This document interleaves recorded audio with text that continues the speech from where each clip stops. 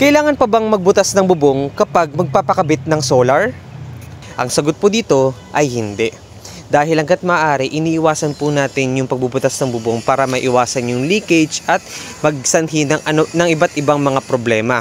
Ang bubong tulad ng rib type tsaka mga corrugated, may mga existing na mga tex screw yan. Ngayon, may mga butas talaga yung mga bubong na yan.